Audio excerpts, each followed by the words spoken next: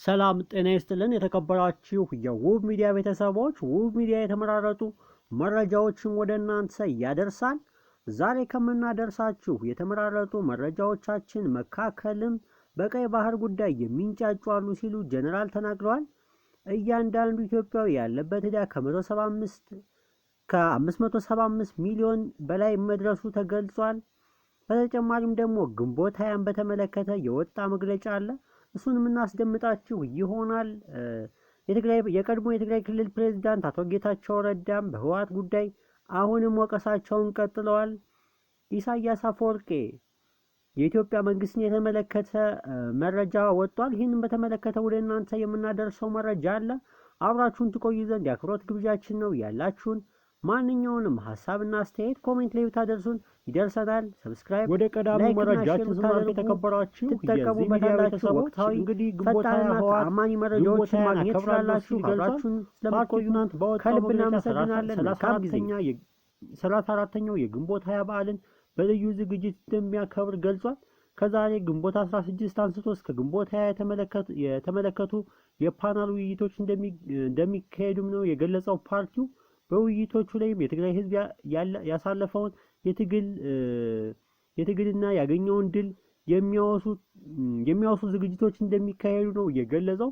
የዘንድሮ ግንቦት 20 በዓል የሚከበረው የህወሓትን 50ኛ ዓመት በማስመልከት የተዘጋጀ ፕሮግራም አንዱ አካል መሆኑን ገልጸው የካቲት 11 የህወሓት 50ኛ ዓመት በዓል ዓመቱን በሙሉ ለማክበር መታቀዱን አውስተው የዘንድሮ የግንቦት 20 አከባበር የዚህ አካል መሆኑን ገልጸዋል። ግንቦት 20 በመቀሌ ደማቅ ዝግጅት ለማድረግ እየታቀደ እንደሆነ ነው የገለጹት።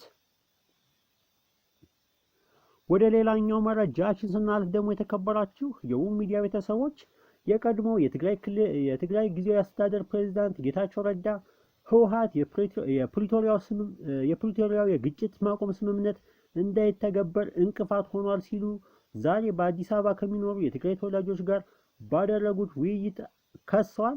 ጌታቸው ከህወሓት በድጋሚ ግጭት እንዲቀሰቀስ ያደርገዋል ያሉትን እንቅስቃሴ የትግራይ ህዝብ ውድቅ እንዲያደርገው አሳስበዋል። የግጭት ማቆሙ ስምምነት ሙሉ በሙሉ ተግባራዊ እንዲሆን ከተፈለገ የትግራይ ህዝብ ከህወሓት ድርጊቶች መቃወም አለበት ሲሉ ገልጸዋል። ህወሓት በበኩሉ የግጭት ማቆም ስምምነቱ ሙሉ በሙሉ እንዲተገበር ቁርጠኛ መሆኑንና ይልቁንም ለስምምነቱ ተግባራዊነት እንቅፋት የሆኑት የፌዴራል መንግስቱ እንደሆኑ ነው በተደጋጋሚ ሲገልጽ የሚሰማው። ወደ ሌላኛው መረጃችን ስናልፍ ደግሞ ጀነራሉ በቀይ ባህር ጉዳይ የሚንጫጩ አሉ ሲሉ ገልጿል። የጦር ኃይሎች ምክትል ጠቅላይ ኤታማዦር ሹም ጀነራል አበባው ታደሰ በልዩ ዘመቻ እዝ በስልጠና ላይ ለሚገኙ ወታደራዊ አመራሮች በሀገራዊ እና ቀጠናዊ ጉዳዮች ላይ ማብራሪያ ሰጥተዋል። በማብራሪያቸውም አንዳንድ ሀገራትና አካላት ራሳቸውን ፍላጎት ለማሟላት የውስጥ ባንዳዎች በመጠቀም ኢትዮጵያን በተለያየ መንገድ በመከፋፈልና በማበጣበጥ አቅማቸውን እናዳክማለን ብለው እያሰቡ እንደሆነ ገልጸዋል ሲል ገልጿል። የጭንቅላታቸውን ሀሳብ ደልቆ ለሆዳቸው ያደሩ ጽንፈኞችና አሸባሪዎች ደግሞ የስልጣን ጥማታቸውን ለማርካት ለስልጣን የሚያበቃ ሀሳብና ሀገር የሚለውን እሳቤ ጠፍቶባቸው በጉልበት ስልጣን እናገኛለን ብለው ባንዳ ሆነው ሀገራቸውን እየሸጡ ይገኛሉ ነው ሲሉ የገለጹት። እኛ ደግሞ ብሔርን፣ ሃይማኖትን የማይከፋፍል ሀገራችንን አንድና ከፍታ እንዲሁም ህዝባችንን መለወጥና መበልጸግ ዓላማ ያደረገ ጎጥ ሳይሆን ኢትዮጵያን የምናስቀድምበት ኢትዮጵያዊ ወታደሮች ነን ሲሉ ገልጸዋል። ጀነራል አበባው በአሁን ሰዓት ስልጣን የሚያዘው በሀሳብ የበላይነት እንጂ በጉልበት አይደለም። እኛ መነሻችን መዳረሻችን ህገ መንግስቱ ነው። ይህንን መነሻ በማድረግ ህግና ህገ መንግስታዊ ስርዓቱን ለማስከበር ሀገራችን የሚመጥን በትጥቅም በሰው ኃይልም የተደራጀ ዘመናዊ ሰራዊት ገንብተናል። እንደ ልዩ ዘመቻ እዝ በኢትዮጵያ ታሪክ አይቶ የማይታወቅ በርካታ ኮማንዶና አየር ወለድ ስፔሻል ፎርስ መርቀናል ሲሉ ገልጸዋል። ከሀገራችን የብሔራዊ ጥቅም ጋር በተያያዘ የኢትዮጵያ ብሔራዊ ጥቅም ለማስከበር በሰላም ከሚያምን ከሁሉም ጋር በሰላማዊ መንገድ ለመስራት ዝግጁ ነን ሲሉ ገልጸዋል። በመጨረሻም እኛ ታሪክ ያለን የታላቅ ሀገር ሰራዊቶች ነን ለቀጠና ሰላም መስፈር ትልቅ ድርሻ እና ኃላፊነት አለብን። ይህ መሰረት አድርገን ቀጠናዊ ትስስርን ለማጠናከር እየሰራን ነው ሲሉ የጦር ኃይሎች ኢታማዦር ሹም ጄኔራል አበባው ታደሰ ገልጸዋል። ወደ ሌላኛው መረጃችን ስናልፍ ደግሞ የተከበራችሁ የውብ ሚዲያ ቤተሰቦች እያንዳንዱ ኢትዮጵያዊ ያለበት የውጭ ዕዳ መጠን $575 በላይ መድረሱ ተገልጿል። እያንዳንዱ ኢትዮጵያዊ ያለበት የውጭ ዕዳ መጠን $575 መድረሱን የኢትዮጵያ ኢኮኖሚክ አሶሲዬሽን ባወጣው መግለጫ ገልጿል። አሶሺየትዱ የአገሪቱ ከ2021 እስከ 2023 የኢኮኖሚ አፈጻጸም አስመልክቶ ግንቦት 14 2017 ዓ.ም ባወጣው ሪፖርት ኢትዮጵያ እንደ አውሮፓውያን አቆጣጠር ከ2023 ድረስ ያለባት የብድር መጠን $62.5 ቢሊዮን መድረሱንና እያንዳንዱ ኢትዮጵያዊ $575 ዕዳ እንዳለበት ተጠቁሟል።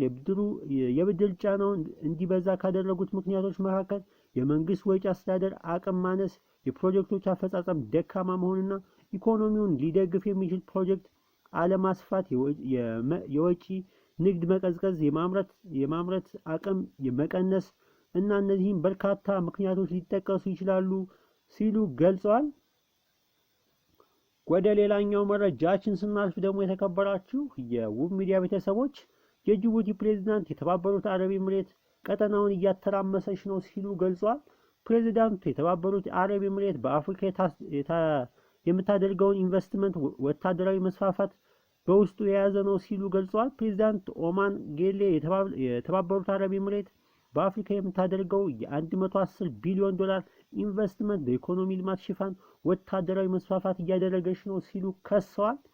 ፕሬዝዳንቱ የአገሪቱ አካባቢውን እንዳይረጋጋ እያደረገች ነው ብለው ሲሉም ነው የገለጹት። ከቅርብ ጊዜ ወዲህ በወደብና በቴክኖሎጂ በመሳሰሉ ቁልፍ መሰረተ ልማቶች ላይ የሚታዩ አጋርነቶች ኢኮኖሚያዊ አንድምታ ሳይሆን ያላቸው የአፍሪካ ሀገራትን ሉዓላዊነት ጥያቄ ውስጥ የሚከቱ ወታደራዊ ዓላማዎችን የያዙ ናቸው ሲሉ ገልጸዋል። የጅቡቲ ፕሬዝዳንት በተጨማሪም ከዚህ በፊት የተባበሩት አረብ ኤምሬት በእኛ ወደብ ላይ ወታደራዊ ሰፈራ ለመገንባት ጠይቃ ጥያቄዋን ስላልተቀበልን ትኩረቷ ወደ ጎረቤት ሀገራት አድርጋለች ሲሉ ገልጿል። ፕሬዝዳንቱም በአካባቢው ኢኮኖሚ ከወታደራዊ ትብብር ጋር የቀየጡ አካሄድ ስጋት ናቸው ሲሉ ገልጸዋል። ጅቡቲ በአሁኑ ወቅት እንደ አሜሪካ፣ ቻይና፣ ፈረንሳይ እና ጃፓን ያሉ ሀገራት ወታደራዊ ሰፈሮችን በባህሯ ላይ መስጠቷ ይታወቃል። የተከበራችሁ የውብ ሚዲያ ቤተሰቦች ለሰዓቱ የያዝናቸው መረጃዎች እነዚህን ይመስሉ ነበረ። ያላችሁን ሀሳብና አስተያየት ኮሜንት ላይ ልታደርሱን ትችላላችሁ። አብራችሁን ስለቆያችሁ ከልብ እናመሰግናለን። መልካም ጊዜ